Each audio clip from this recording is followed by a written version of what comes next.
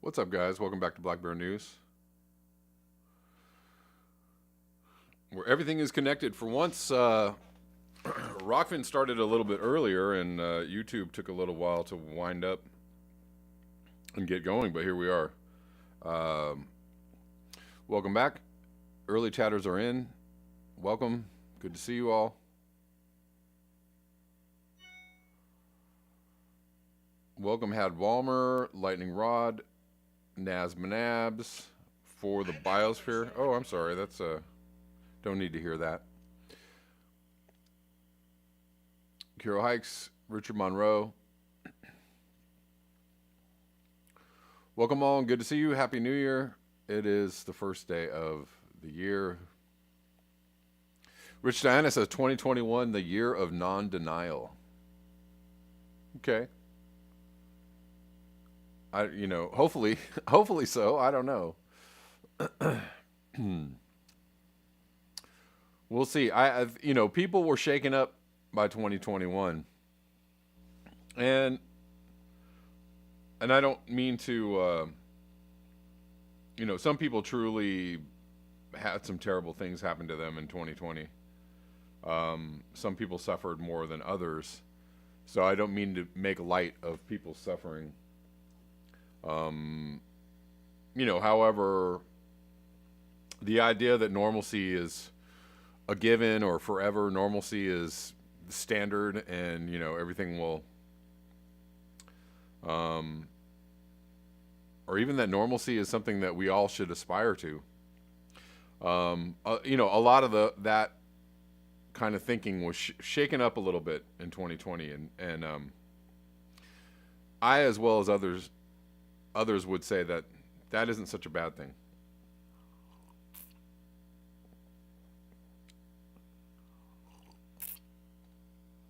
Again, I'm not really wishing pain and suffering on people by saying that. That's not my intention, and I think you all know that. I hope you know that. What's up? We're live on Rockfin, ROKFIN.com. Urban Hermit is hanging out with me.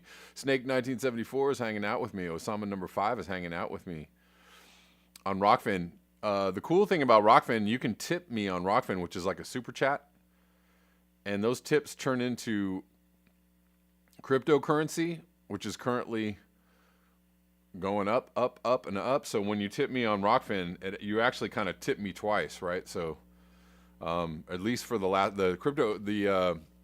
cryptocurrency they pay me in Rockfin has doubled in price in the last month. So everybody who tipped me last month on Rockfin, you actually tipped me twice. So thank you.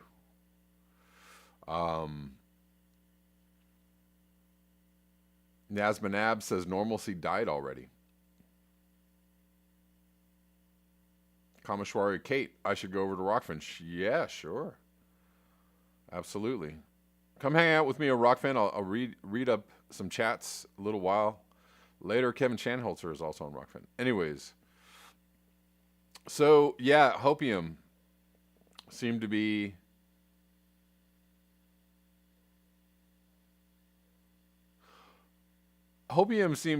in the conversation on Twitter today a little bit. And it's generally in the conversation on this channel. And it's kind of a deep subject to get into. Because it's like, the difference between people who understand climate change is happening and climate deniers is one of maybe some people think it's like willful ignorance, right? If you can't see the obvious evidence that something is wrong with the climate and that it is human caused, people are very upset if you can't recognize that very obvious, simple truth. So I think the problem that people have with Hopium, or with those who engage in the Hopium, smoking the Hopium, is that so many people recognize that climate change is not just a threat, but an existential threat, and one that is soon to be knocking on our door. It already is. It's already happening. We are already suffering extreme weather events due to climate change. We're already suffering. Some people are dying due to climate change. People are leaving the places where they live due to climate change. We have climate refugees already. It's already underway. It's already a process that is underway. And so for people that understand that climate change is an existential threat, and not just an existential threat in 2100, but an existential threat possibly in 2020 or 2021 or 2025, I guess the issue is that people who say that we can turn it around, or we can do things better, or we can make it better, or we can save ourselves, yeah, I think it's a difference on how you're looking at the evidence. Those that see the evidence pointing to the fact that there's, we're going over the cliffs and there's nothing we can do, and that's that,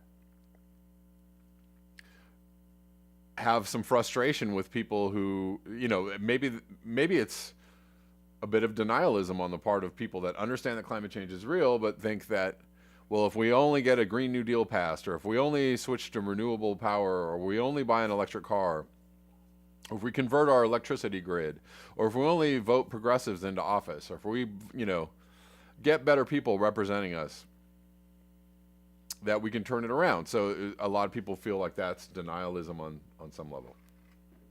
So there's a bit of frustration, I think, there with people who carry that mindset. I don't know.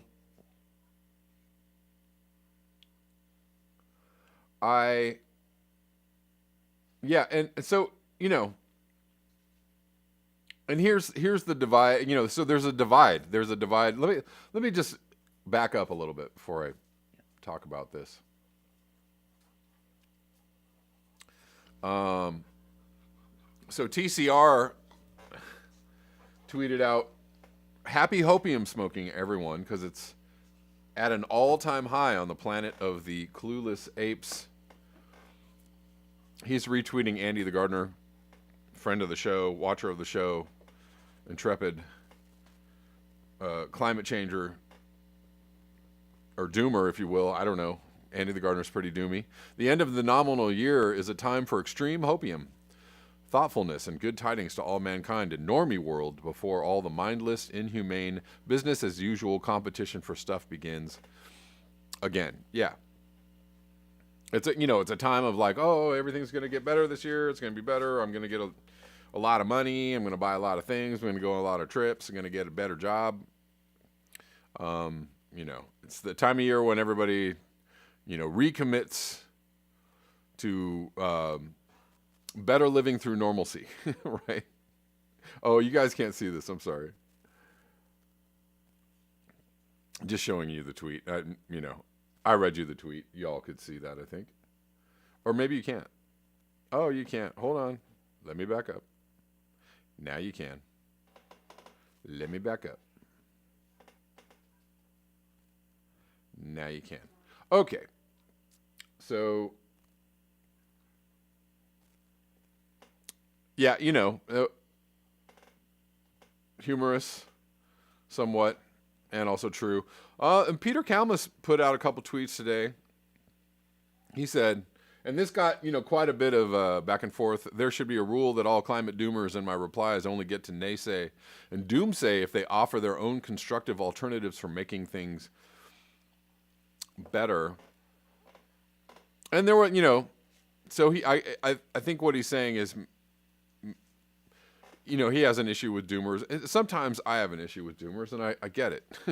even though a lot of people would call me a doomer, sometimes I have issues with doomers. He said, "Not a single one of you will like all my ideas, and some of you may hate all of them. That's fine, but let's hear yours. I don't think it's helpful when people say, may as well give up. I will never give up." So I guess,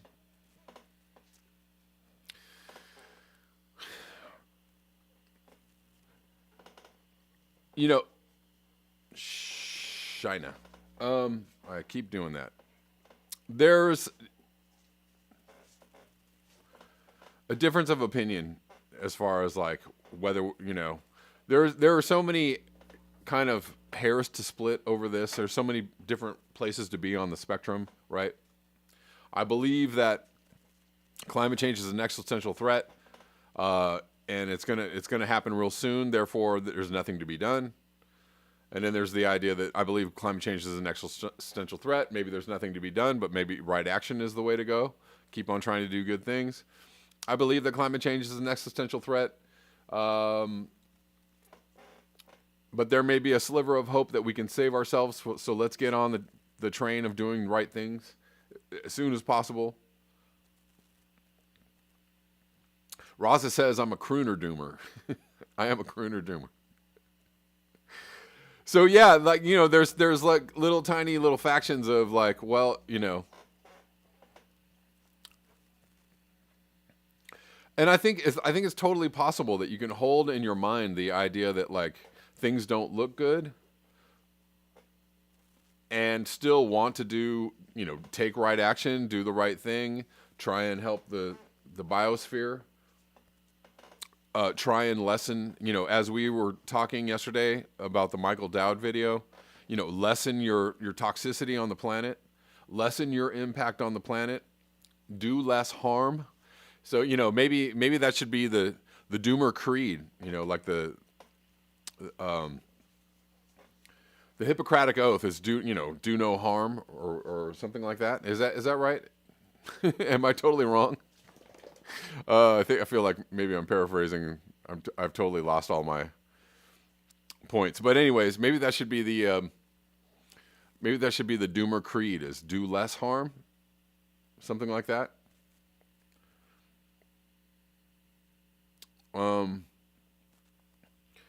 You know, and I kind of feel like I fit it somewhere in there on that spectrum where I see the existential threat. I see what I see what the numbers and the math adds up to. And so, yeah, it's a little frustrating for me too to see people, you know, saying like, "Oh, well, you know, we get to net zero by 2050, we're on the right path. We're doing the right thing, or we're gonna phase out gas-powered cars by 2035." That certainly means we care about the climate, and no. If you understand the science and if you understand what the hell is going on, then you understand, you know, obviously it's not beyond immediate action. Immediate action should be taken, but the action that has to be taken on an immediate level is so monumental, so massive, because, you know, we've got to get to like net zero, you know, 20 years ago or whatever it was. But we've got to get to net zero, and we've got to start doing some very, very positive things on behalf of the planet in the space of 5 and, you know, possibly 10 years. And then we can talk about whether or not we still even have a chance to save the planet. So that's the kind of predicament we're in my mind. But still, you know, and you know, I guess that would put me what also puts me in the doomer class, I guess, would be, you know, the fact that the lift that's going to take to possibly turn this around is so massive, and I, you know, I'm fairly negative on that. I would say that's a low probability. That doesn't mean that it's impossible. It doesn't mean it can't happen. Case in point, politically, 4 years ago, in 2016, you know, Bernie Sanders ran for president and had all these ideas that were kind of fringy lefty ideas. And those, you know, you know, a lot of people would fault Bernie Sanders for running in the Democratic Party. A lot of people fault Bernie Sanders for a lot of things. One of the other things that Bernie Sanders, well, let me back up. A lot of people would fault Bernie Sanders for a lot of things.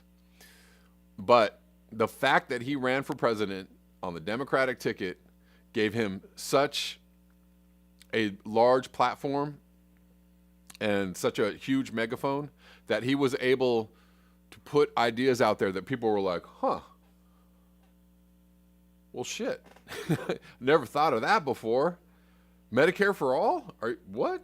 You know, obviously people were talking about it during Barack Obama's years that we could have had a public option when he was passing the ACA. Obviously, it was something that was out there, but the idea that we could ask for it as a platform wasn't a widespread idea in a lot of people's minds until Bernie Sanders ran for president. And, there were other things in there as well. And one of those things was climate change.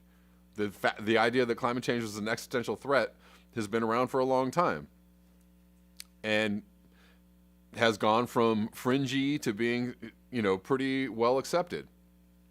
And him being a presidential candidate, no other presidential candidates have been talking about climate change, being the existential threat that it is. Bernie Sanders just furthered that awareness, right? He said, hey, we could lose the planet. There are other. He also, in the last presidential race, said something about, was asked about population being a part of the equation in regards to climate change, and he was like, yeah. Sure. So that, he was willing to say things that other people are not willing to say on a presidential, in a presidential race on that big of a level. And so, kudos to Bernie Sanders for at least doing that.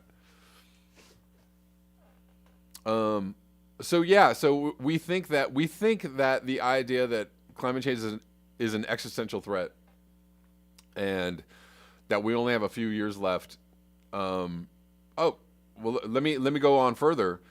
The idea that climate change is an existential threat and that we only have a few years left and that we should get to net zero within 5 years, again, was a hugely fringe idea until when? Until like last year, or in the last 2 years when Extinction Rebellion shut down London and became kind of a worldwide phenomenon. And people were literally on mainstream television in the UK talking about the idea that we should stop all air travel, or we should, they were having these conversations publicly where beforehand those conversations were not happening. So we're still a long way away from having the right conversations, but that doesn't mean that, in this year, in the year 2021, we could actually start seeing, more widespread or more, larger platforms engaging in a more realistic conversation around climate change. We could, or we could not. There's, and we might be surprised that in the next year or two, that people are on mainstream television talking about the fact that, it could all be over in 10 or 20 years, right? That will, that so far has not been allowed. That conversation has not been allowed to take place on a mainstream level. And so, the more we keep talking about it, the more people become aware of it, the more the possibility of people having those conversations on a larger level can happen. And so, is it going to happen quickly enough for us to actually say, realize like, oh, capitalism sucks. Oh, our entire industrial civilization is kind of the problem. Oh, I see that we need rapid degrowth and localized regenerative agriculture in order to fight climate change. And, we're going to have to stop all air travel and shipping and cars. And, is that going to happen fast enough for us to turn it around? Again, I feel like the percentage of possibility is low, but the possibility is there. It is there. Because, what things that were never talked about on a major level, on a widespread level, even just 4 years ago, are now not only just accepted ideas, but they're prominent ideas in a lot of people's minds, and they're things that people want to see happen, right? So you never know. In the next 2 years, the idea that we need rapid degrowth could become, somebody could say, somebody with a large platform, Andrew Yang or somebody could, utter the words out of their mouths, we're going to have to pretty much take down our entire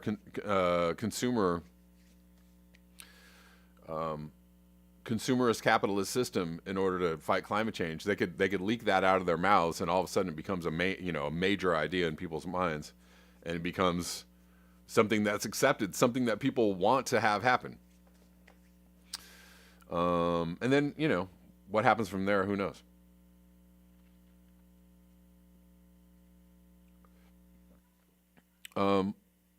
Again, until something like that happens, and it's going to happen really, really soon. It remains a fringy idea.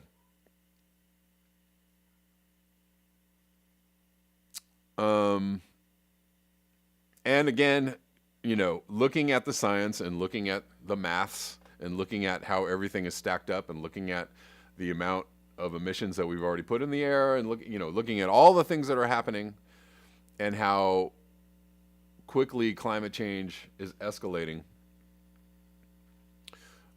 Even if we do all the right things over the next 5 or 10 years, it could still be a done deal for human beings. So, again, one of what I tweeted back to Peter, I tweeted a couple things at him, but what I said to him, and I think a lot of people saw this on Twitter, I will say I agree with Roger Hallam that there will be no significant action around climate change unless the people in power are removed. That's worldwide. It will take a political, intellectual, and cultural revolution in order to do this. Not impossible, but it's a serious lift. So yeah, the possibilities of that happening, maybe I'll show you that. The possibilities of that happening are very, I think, pretty low.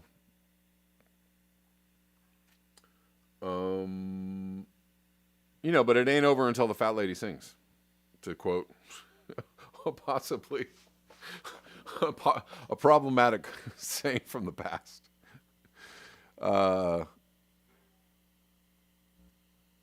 Anyways.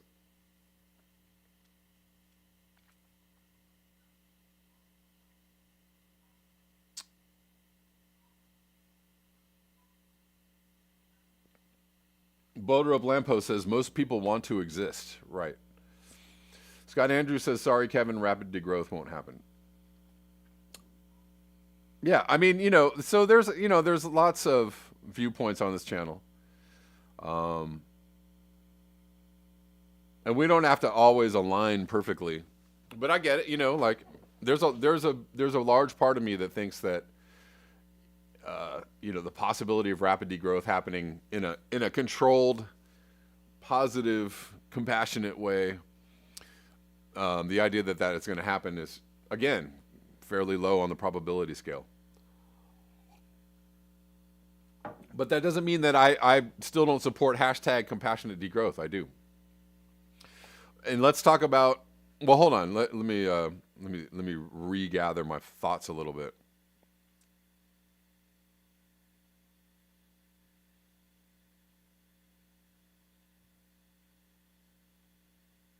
I mean, one of the two things that happened this year. Here's the other two things that happened this year or last year. Sorry, 2020. Two things that happened last year that actually gave me a glimmer of hopium, a glimmer of hopium. And here, and they kind of revolve around the idea that,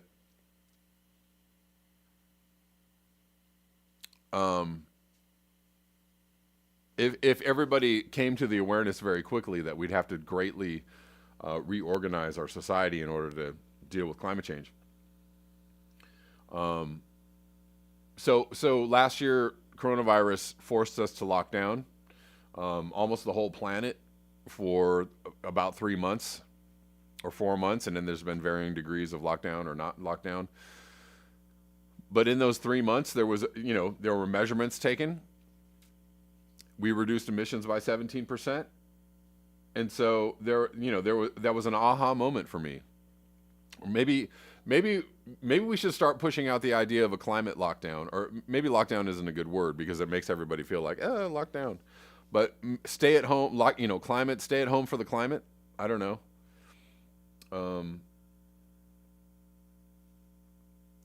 I don't know how else to phrase it. We have to find a catchy little slogan there, but a climate lockdown, let's say we did what we did in the face of coronavirus and we did it for the climate. Understanding that our children will not have a planet to live on if we don't do something.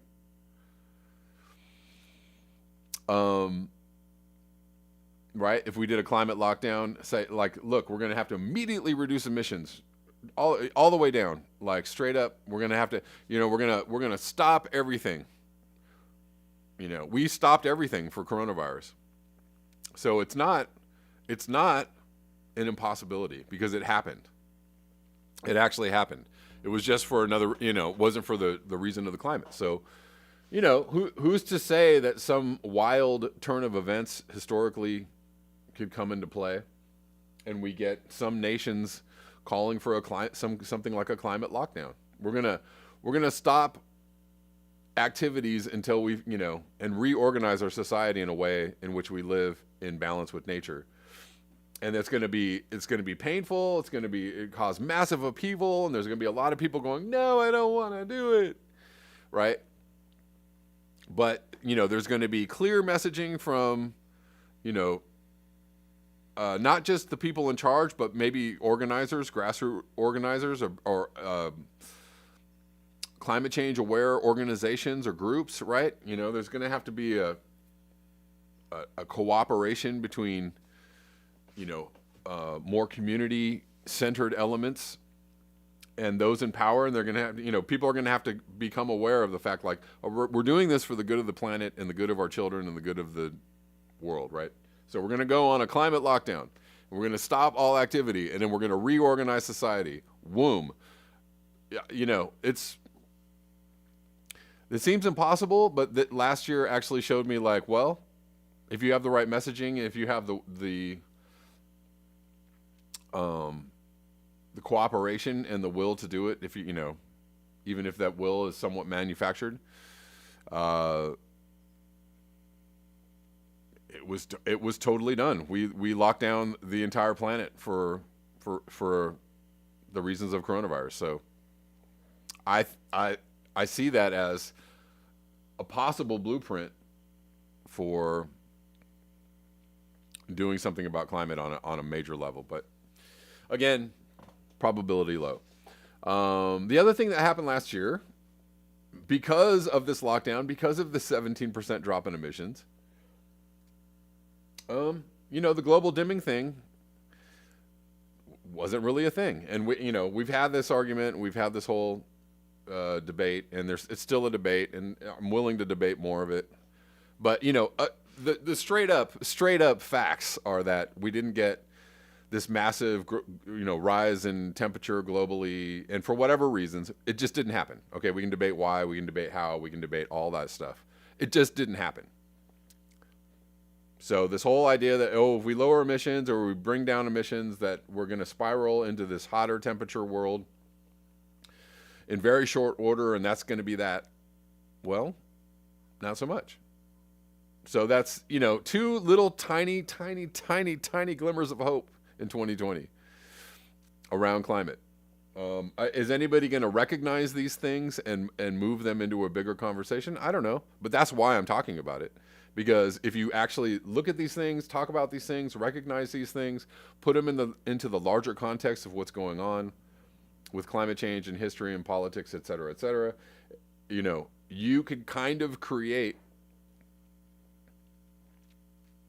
a worthwhile idea about how we could actually stop doing what we're doing and go in a different direction. But all of that is a whole bunch of hopium, right? Because we have to get there first, right? But it's not hopium in the sense that it's totally impossible. It's just hopium in the sense that it's very improbable. But hey, I'm going to keep on talking about it, because if somebody on a larger platform can actually get what I'm saying and repeat what I'm saying to millions of people all at once, people might go, oh, shit. Oh, shit. Well, damn. All right. That's a good idea.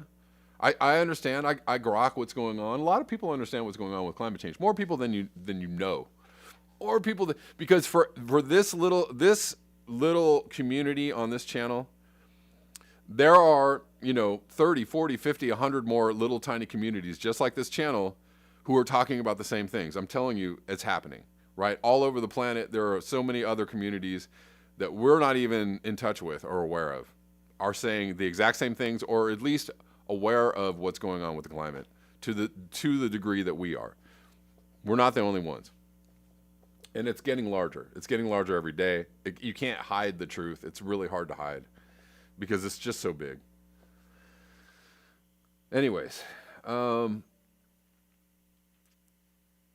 was a big old rant, but I say all of that because, just to kind of get that out there and talk to y'all about.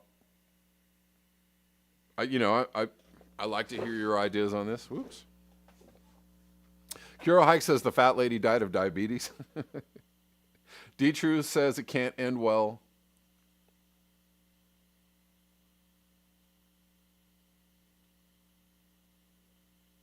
Andy the Gardener says, forget hopium. There is a real hope that the rise of a new strain of COVID, and even if it doesn't come to much, at least it has set a precedent for an effective cure.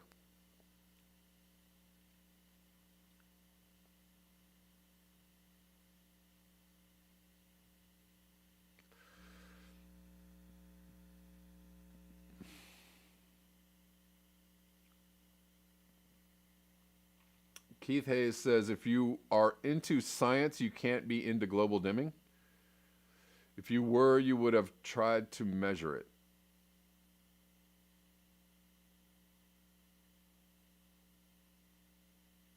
Okay. Ken Greenfield says, not gonna happen.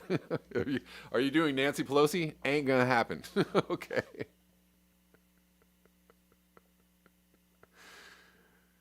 He wants his little checks with his name on it. It ain't gonna happen.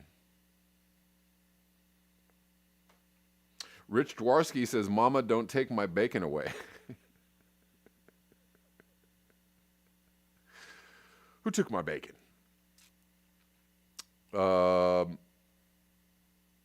Someone sent me a really delicious recipe for eggplant, making bacon with eggplant. So looks really good. I'm going to try it out. Jacob Gordon, aerosol masking not disproved yet, Kevin. Yeah, but I mean, I'm just saying it's not. It's not disproved. I'm not saying it's disproved. I'm not even saying it's not a thing that's actually. I'm not saying global dimming isn't an actual phenomenon. I'm not saying that at all. I'm just saying it didn't happen to the degree that we were told it was going to happen. Oh, if we get a lowering of emissions, globally, that we're going to get a spike in temperature. It didn't. It just didn't happen. That it's very simple equation. Lowering emissions supposed to get the spike in temperature due to lack of aerosol masking or global dimming or whatever. And we there's a lot of debate about what really happened. But we lowered emissions, and we're still warming, and we still have global warming. But the whole spike in big spike in temperatures globally, and that's the end of industrial civilization. We're all going over the cliff. That it just didn't happen. So yeah, I mean, we're still here. I just in context of how climate change is progressing. Anyways, Basil Peterson, thank you for your super chat. I'm having homegrown black-eyed peas today. Happy New Year. Awesome, Basil. Enjoy those. That sounds really delicious. Rockfin, what's going on? Kevin Shanholzer says 17%. Wow, what will it take to reduce CO2 by 50%? What about 80%? Well, that's what I'm saying is that the reason why I say that is that it's kind of a blueprint is well, 17% was more than we've ever reduced emissions in the last whatever.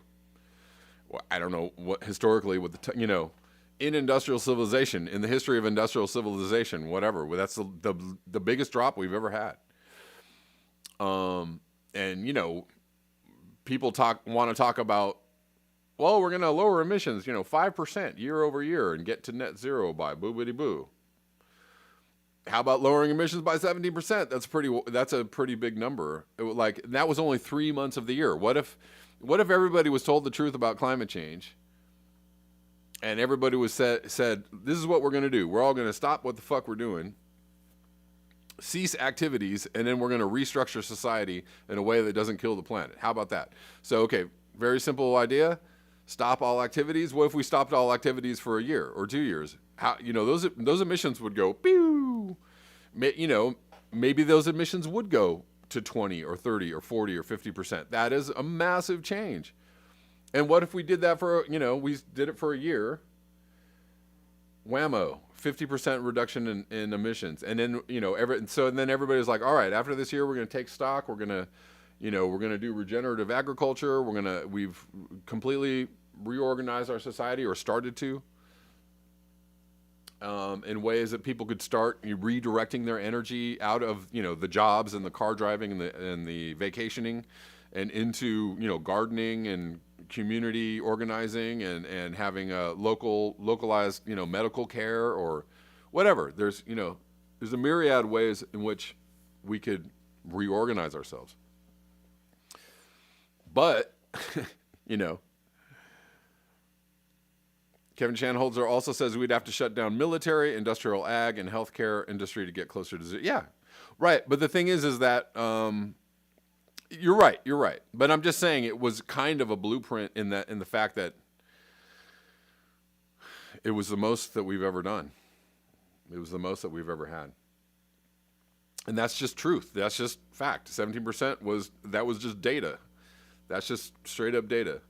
The global dimming thing and the reduction in emissions is straight up data. It's just undeniable, right? It happened, right? So and we saw why it happened and how it happened, and so that can be recreated. Anyways.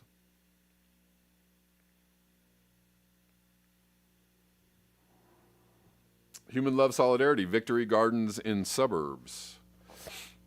I mean, you can disagree with me. You can say I don't think so. I don't agree. Whatever. It's fine.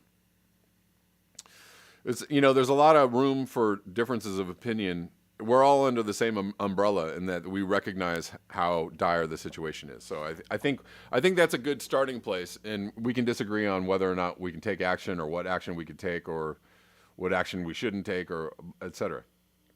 Scott Andrews, we have to remove the criminals in power. Ding, ding, ding. And that, that's why I agree with Roger Hallam on that we're not going to have action on climate change until because the power structure that's in place is just not capable of giving up the current system.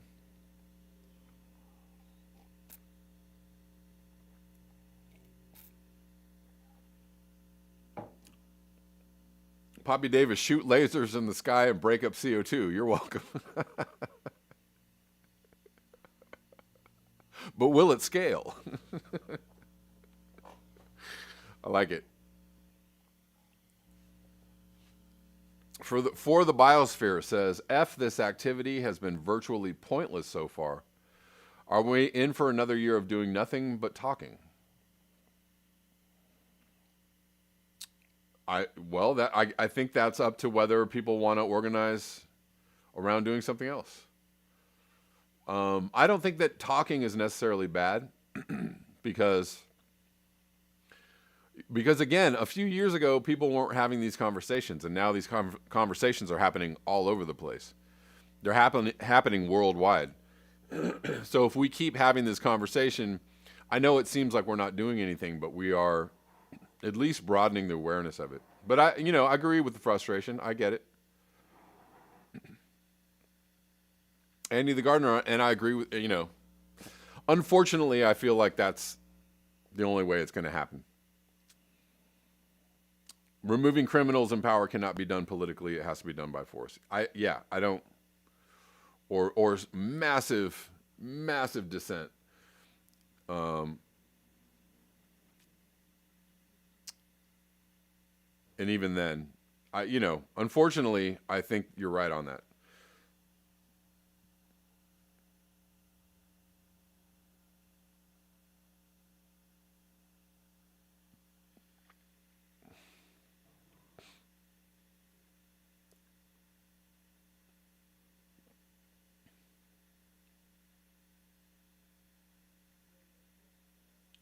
Keith Hayes says another year of nothing but talk, another decade of talk. People have been talking since the 70s.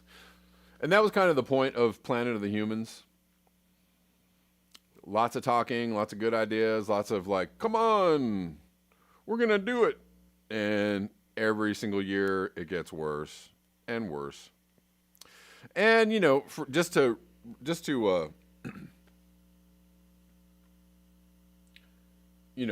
go back to the reality of how dire things are. This is posted by Mark Cranfield. And, this is us now. This isn't even as, this is over the graph, but we know that we're above 400 and we're touching 420. But it doesn't really even matter because, this is the atmospheric CO2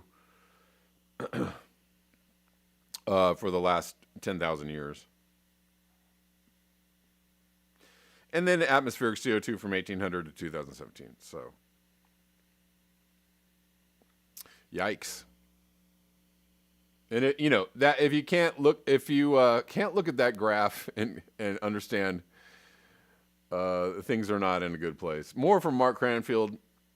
Here's a phrase no one ever wants to read: almost complete reproductive failure across the entire ecosystem. Yikes.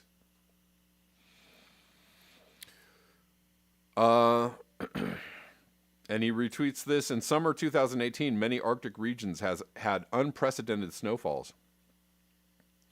Niles M. Schmidt and co. report ecological impacts of this extreme event and show that this resulted in almost complete reproductive failure across the entire ecosystem. Holy shnikes.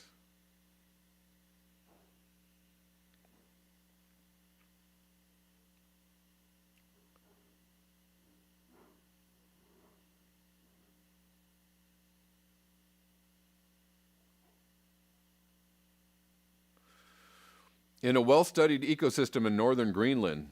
Oh, so here we go. I'm going to read this again, just to reacquaint ourselves with the direness of the situation. Arctic researchers just witnessed another extreme summer. This is 2018, 2 years ago. But in a new sense of the word, although public interest has long been focused on general warming trends and trends towards a lower sea ice cover in the Arctic Ocean, this summer saw the realization of another predicted trend, that of increasing precipitation during the winter months and of increased year-to-year variability. In a well-studied ecosystem in northern Greenland, this resulted in the most complete reproductive failure encountered in the terrestrial ecosystem during more than 2 decades of monitoring. Only a few animals and plants were able to reproduce because of abundant and late melting snow. These observations, we suggest, should open our eyes to potentially drastic consequences of predicted changes in both the mean and the variability of Arctic climate. So that's what's happening in the Arctic, where it's 3.6 degrees C warmer, much, much warmer than the rest of the planet. But where the rest of the planet is heading, surely, if we don't do anything, or even if we do something.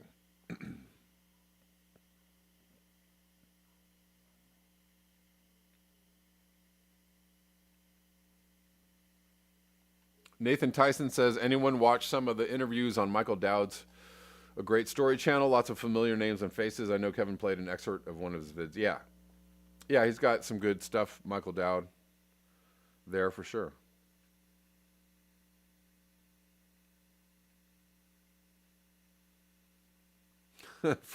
Yes, the shnikey is full of holes. Shnikey is the holiest. Let's see. So yeah, that's happening. Complete reproductive failure. Anyways,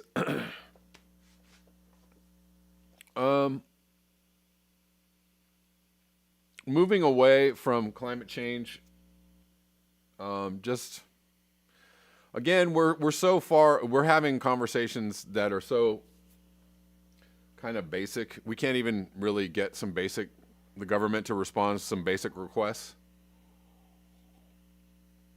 of the people, and this is why it's probably we're gonna, the people in power are getting in the way of the people getting what they want or need, or having conversations that they need to have. And so we're having really basic. But anyways, we're today, the $2,000 checks that were supposed to go out, supposedly nixed by McConnell, but Bernie Sanders is on the Senate floor today, saying let's try it again. Let us vote on both $2,000 survival checks and McConnell's alternative and see where the chips fall. The problem was that McConnell just nixed even having a vote on it. And yeah. But not only did McConnell nix having the vote on it, but Senate Democrats in the majority conceded to him nixing it. They said, yeah, sure. Yeah, we concede. But Bernie Sanders still standing up there trying to let people know, like him or not, or whatever it is you think about Bernie Sanders, he's trying to do something. So go Bernie Sanders. Moving on to quick something on Snowden and Assange. Quickly, let's before I get into this, force the vote is happening. Nancy Pelosi's confirmation as Speaker of the House is happening on Sunday. Again, there's a lot of fighting around whether this can be done or not. But this is, again, Jimmy Dore is doing what Bernie Sanders did just a few years ago, like just kind of put ideas out in people's minds like, hey, we don't have to wait for, another Bernie Sanders presidential run or the next Bernie Sanders, or we don't have to, slowly vote more progressives into office until they become a majority in 2036. We can actually force something to happen now. And again, this is just a blueprint for possibly what could happen around climate change. If people really wanted to think about it. He put this idea out there and he's like, look, this is how we can force this issue that people already unanimously support. We can force it by saying, hey, why don't you guys stand up to Nancy Pelosi? And like the idea or not, it is changing the conversation. It is changing what people think is possible or is not possible. It is changing what people think is possible in politics. For the positive, for the better. So this is a good idea. You may not like the tone or the way or the tactic or whatever, but hopefully something happens on January 3rd. Again, fight against your own normalcy bias. If you think, oh, this is never going to work, or this is a dumb idea, maybe re-examine your own normalcy bias or around what you think can happen or should happen, or how quickly things can happen. I think sometimes people think that if something happens quickly, that it's bad. Oh, hold on, no, we can't have that. It's got to happen slowly and methodically. That's the only way it gets done right. Bullshit. Just do it. Just do it. As much as I hate the company Nike, and I used to hate that slogan, just do it, but it makes a lot of sense. Just effing do it. Do it, make mistakes, get messy, get it all messed up, mess it up, fuck it up, do it badly, and then do it again. Do it again, do it better. Anyways, Assange, the verdict on Assange is happening on Monday, on the 4th. And James Risen writes this in The Intercept. Snowden and Assange deserve pardons. Of course they do. So do the whistleblowers Trump imprisoned. Press freedom advocates must be careful not to indulge Trump's conspiracy theories while they lobby for whistleblower pardons. Okie dokie. We'll leave that aside for now. In 2007, the Bush administration's Justice Department sent me a letter saying it was conducting a criminal investigation into the unauthorized disclosure of classified information in my 2006 book, State of War. So apparently at one time, James Risen was writing a book that the Justice Department thought might have contained classified information. He may have been on the list of whistleblowers at one time. When my lawyers called the Justice Department about the letter, the prosecutors refused to say I was not a subject of their leak investigation. That was ominous. If I were considered a subject rather than simply a witness, it meant the government hadn't ruled out prosecuting me for publishing classified information. Eventually, after Obama administration took over the case, the Justice Department decided to treat me only as a witness and did not try to prosecute me. Narrowly escaping becoming having whistleblower status there, James Risen. But in the future, the outcome of a similar case for a journalist might be very different. If Julian Assange is successfully prosecuted on the charges brought against him by President Donald Trump's Justice Department.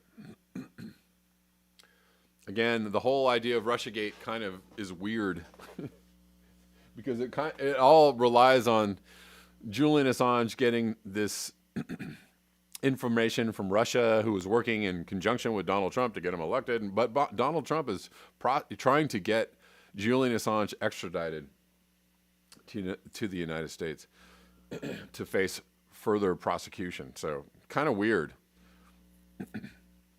The Trump administration has charged Assange under the Espionage Act for conspiring to leak classified documents. The indictment focuses on his alleged efforts to encourage former Army intelligence analyst Chelsea Manning to leak classified documents to him and WikiLeaks. Chelsea Manning, of course, prosecuted for those, imprisoned for those under the Obama administration. If the Assange prosecution is successful, it will set a dangerous precedent that journalists can be prosecuted based on their interactions with sources who provide them with government secrets. Such a precedent could make it extremely difficult for journalists to cover military intelligence and related national security matters, and thus leave the public in the dark about what the government is really doing around the world. That is already happening. That's not necessarily a future scenario. That's already a thing. This will just further the difficulties on reporting around the true truths of what's going on, what the government is doing behind closed doors. This is why the U.S. indictment of Julian Assange is so dangerous to liberty in America, and why the case against Assange should be dropped and he should be pardoned. Here.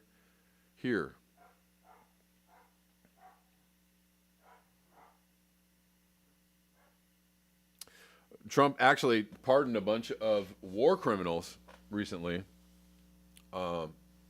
which a lot of people were infuriated about, which,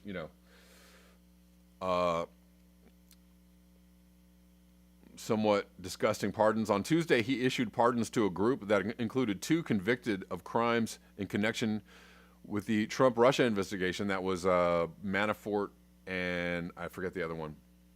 And 4 former Blackwater contractors convicted of killing Iraqi civilians.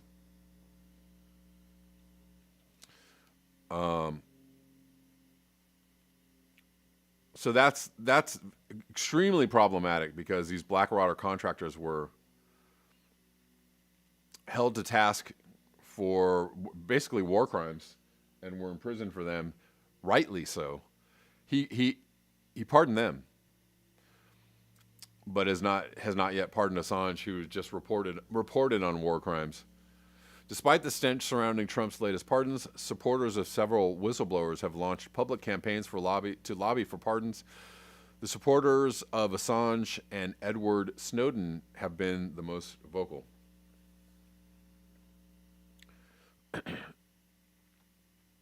Again, Snowden has been in exile since leaking secrets under the Obama administration. Like Assange, Snowden clearly deserves a pardon. Snowden's massive 2013 leak documented the full extent of the National Security Agency's domestic spying on Americans. But rather than recognize that Snowden has performed a public service, the U.S. government has forced him into exile in Russia. The U.S. government. Meanwhile, Assange now sits in prison in Britain, awaiting extradition to face prosecution in the United States. And Assange is being treated very poorly in that prison.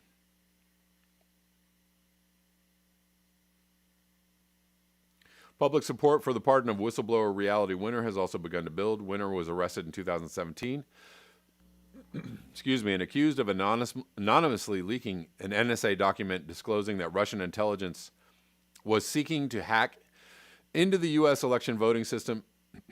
I'm a little bit this whole story about a reality winner. I'm kind of like weirded out by it, and I'm not going to go into the reasons why, but that document was allegedly leaked to The Intercept, so she apparently was given to Glenn Greenwald, which had no knowledge of the identity of its source, or she tried to give it to Glenn Greenwald. She pleaded guilty in the case in 2018 and was sentenced to more than 5 years in prison, the longest sentence ever imposed in a case involving a leak to the press.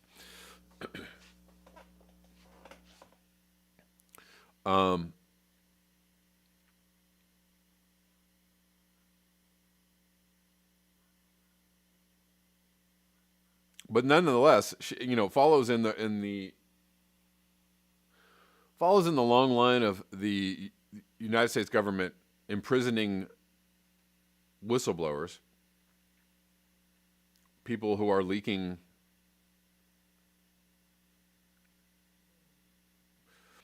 government secrets that the public should be aware of, and the government is like, no.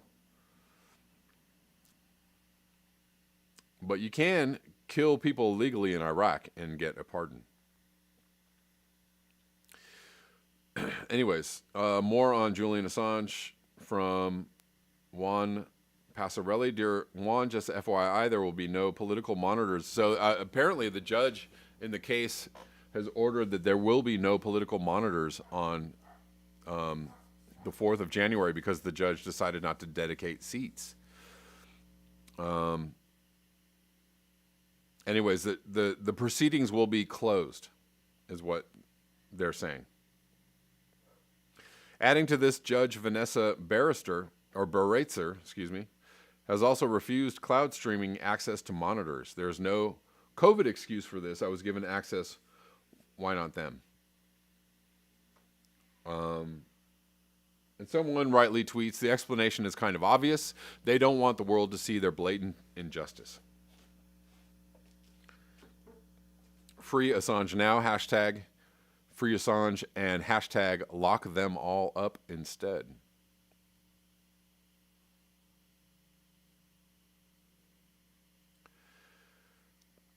And lastly, guys,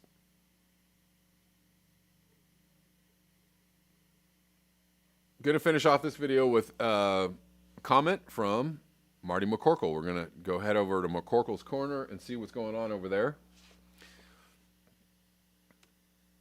Well, 2020 was the bomb, but I'm betting that 12-month crisis marathon was just the clickety-clack sound as we go skyward on this collective roller coaster cart destined for a sinking feeling, or more of a hurling downward in an accelerating corkscrew feeling. A decade of social strife, confusion, fracturing, and fear that will make business as usual come to a slightly complete standstill. To be honest, I like my current routine.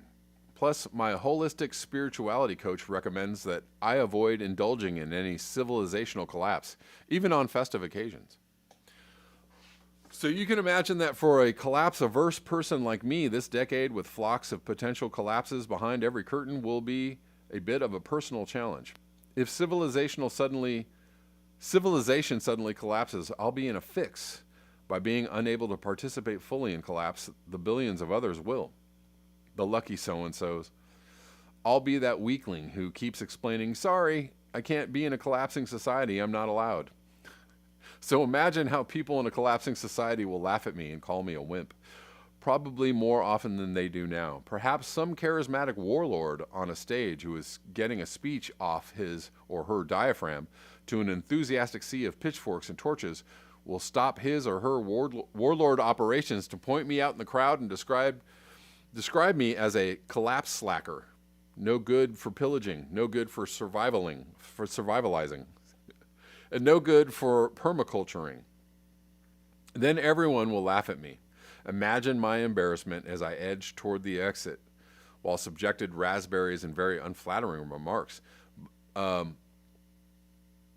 do not judge them too harshly, for they do not understand my collapse-challenged condition. Whatever the flavor of collapse presents itself, whether climatic, energy, resource, political, or some Neapolitan collapse combo, experience it as fully as you can. A disastrous century like ours does not come around every week. I know that we must face the coming world of less together, but I have a note from my doctor. So immerse yourself in civilizational collapse a little deeper for my sake while you hunt rats and snakes for your soup, or remove shoes from feet that no longer need them. I'll have to sit this glorious collapse out, stuck inside watching cat videos, unable to participate in a world as it tears itself apart for its daily bread and water. Frankly, I'm a bit jealous, you lucky ducks. Man, talking about my collapse-averse condition makes me feel so much better. Thanks. Oh, and don't worry about me while civilization breaks into factions that war over food and water amid a population bottleneck, because you'll probably have your hands full just trying to survive through each day. Besides, I'm considering becoming the hysterical guy who unsuccessfully attempts to deny collapse as it's happening. So if you see someone repeatedly yelling, "This can't be happening," while catching himself by the short and curlies, say hi to him, because that unhinged, scary dude just might be me. Happy New Year, and may your collapse experience, whenever it starts, be a memorable one. Good luck, everyone, and this can't be happening.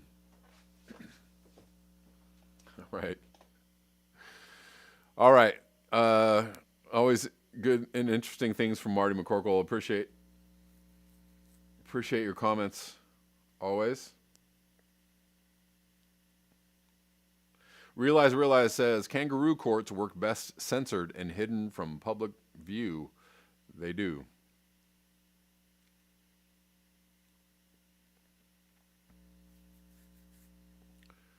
Force and Climate Info says, don't come to Sweden, or do if you want COVID. It's everywhere.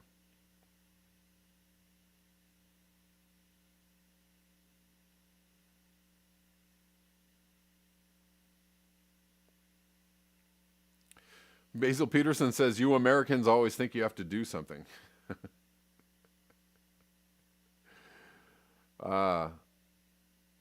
Had Vollmer says, can you believe this? BBN is radical talk. Is it? I mean, I on some levels, sure. But yeah, probably shouldn't be radical talk. Given our situation, I don't know.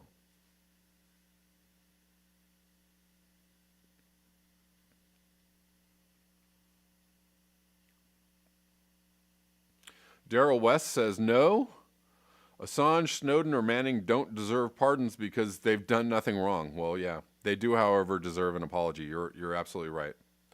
Absolutely right about that, Daryl West. Thank you for the $2 tip-a-rooney on Rockfin. Thank you so much. I appreciate you.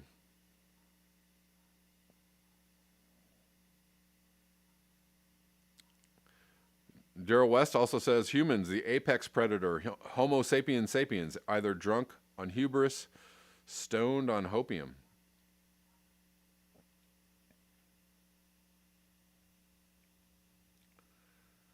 Thanks for hanging out with us on Rockfin, Daryl. And Billy Joe Schmo Frankincense, thanks for hanging out with us. He says, my view on climate change is that when the end comes, it will be fast, and so enjoy each day.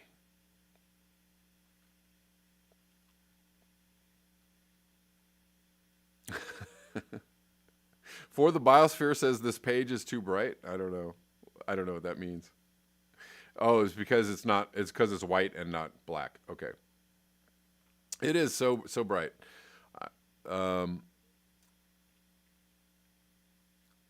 Kevin Shanholzer says net zero CO2 is not enough. Negative zero CO2, CH4, N2O, and reversal of biosphere destruction. Well, yep. Indeed. All right, guys. That about wraps it up for me today. Thank you so much for your eyes, your ears, and your conscience. Thanks for hanging out with me every single day on this here live stream. And let me see. Tomorrow, I will be back tomorrow at the regular time of 11 a.m. Pacific Standard Time. And until next time, peace.